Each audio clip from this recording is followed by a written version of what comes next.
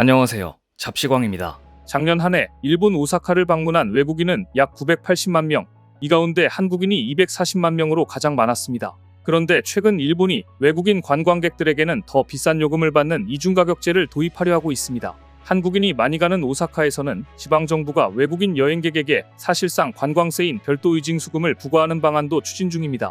오사카 엑스포가 개최되는 2025년 4월부터 운용을 시작할까 검토 중이라고 하는데요. 외국인을 차별하고 불편하게 만드는 일본의 이중가격제 과연 성공할 수 있을까요? 그런가 하면 일본 사회 한편에서는 이제 일본은 가난해졌다는 걸 인정하자는 목소리까지 나오고 있습니다.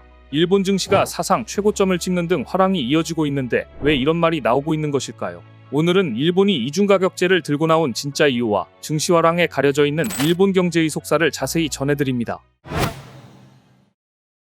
일본이 외국인 여행객들에게 이중가격제를 적용하려는 표면적인 이유는 몰려든 관광객 때문에 지역 주민들이 버스 등 대중교통 이용도 어려워졌고 유명 식당마다 줄을 서야 해 불만이 커지고 있기 때문입니다. 그래서 오사카 지방정부는 외국인들에게 거둔 징수금으로 주민불이익을 보상하겠다고 나섰습니다. 하지만 오사카는 이미 호텔 요금에 최대 300엔의 숙박세를 부과하고 있어 추가 징수금을 둘러싼 논란도 예상됩니다.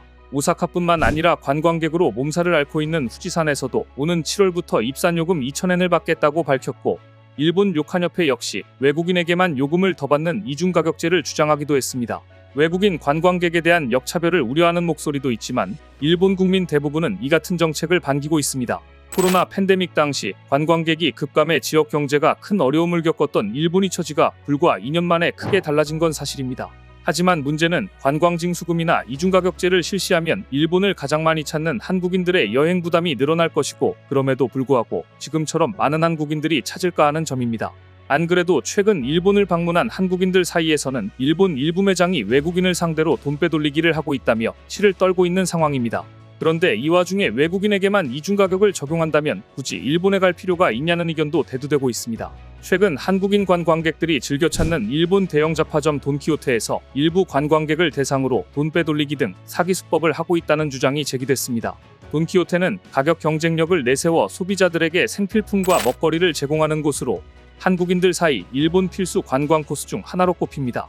그런데 일부 돈키호테 지점 캐셔들이 물건 빼돌리기, 구매하지 않은 상품 끼워 넣고 계산하기, 수량 더 많이 찍어서 돈 더 받아내기 등의 수법으로 한국인들에게 바가지를 씌운다는 것입니다.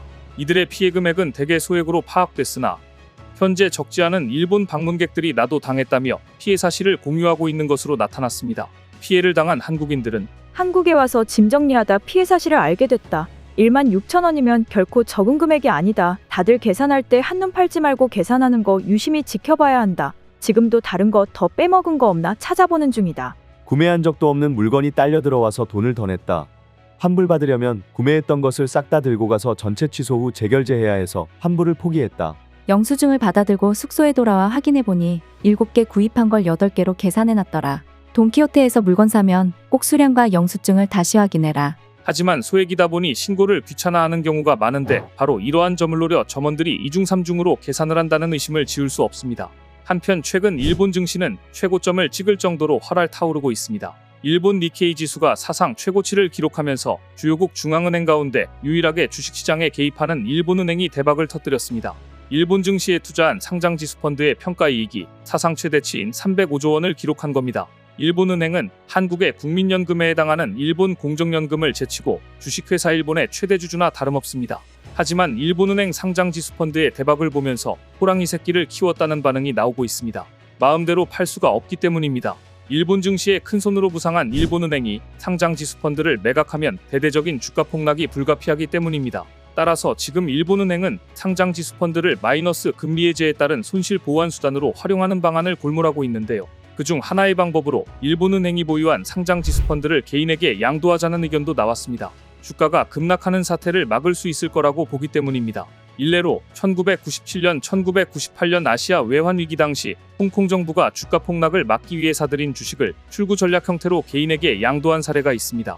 니혼게이자이 신문은 이번 상황에 대해 이렇게 일갈했습니다. 원래라면 중앙은행이 보유해서는 안 되는 자산이 현재 일본은행의 재무와 수익을 지탱하고 있다. 호랑이 새끼를 키우는 일이라고 지적했습니다. 일본은 지금 겉으로 보기에 경제가 좋아 보입니다.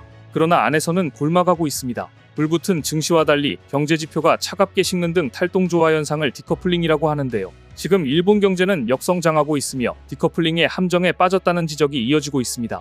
일본의 대표 주가지수인 니케이 지수는 지난 22일 39,098로 장을 마감했습니다.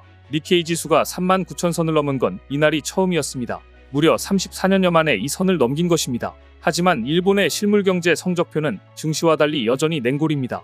일본의 지난해 4분기 실질 GDP 속보치가 0.4% 감소해 2분기 연속 마이너스 성장을 기록했습니다. 개인 소비와 기업 지출이 모두 부진해 경제 성장률을 끌어내린 것이었습니다. 달러로 환산한 지난해 일본의 명목 GDP는 4조 2,100억 달러로 1968년 이후 55년 만에 독일에 밀렸습니다. 현재 경제 전문가들은 증시가 아무리 뛴다고 해도 잃어버린 30년을 겪은 일본의 경제의 체질이 갑자기 나아졌다고 보기 어려운 만큼 일본 경제의 착시를 경계해야 한다는 지적이 지배적입니다. 안으로는 이렇게 곪고 있는데 마치 경제가 나아진 것처럼 착각 속에서 외국인들에게 오만하게 구는 일본을 보면 헛웃음이 나오는데요. 통화시장에서 엔화의 가치가 떨어져 일본 관광이 저렴해졌기 때문에 일본으로 관광을 가는 것이지 일본이 매력적인 곳이라 가는 것은 아닙니다. 일본 경제의 속사정을 좀 더 자세히 들여다보자면 일본 국민들의 마이너스 임금은 19개월째 이어지고 있습니다. 엔저가 되면 일본 국민들의 자산은 계속 깎이는 것입니다. 엔저가 되면서 많은 관광객들이 일본에 밀려들었지만 일본 국민들의 현실은 어떠냐 하면 가치가 떨어진 엔화를 가지고 해외여행도 못 갈 정도로 예전에 비해 궁핍해졌습니다. 최근 서유럽을 여행하다 보면 일본인 여행객들은 하루 종일 서너 명 보는데 한국인, 중국인, 대만인들은 무수히 많습니다.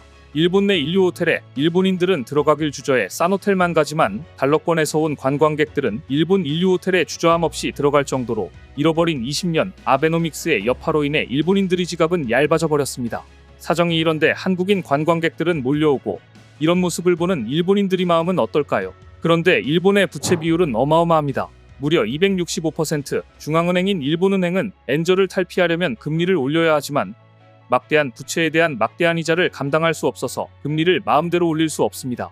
그래서 지금 딜레마에 빠져 있는 것인데요. 그래서 심지어 이런 이야기까지 나오고 있습니다. 일본인들은 이제 자신들이 가난해졌다는 것을 인식하고 다시 출발하자. 일본 경제의 속사정이 좋지 않다는 것은 어느 일본인 가장의 절규에서도 알 수 있습니다.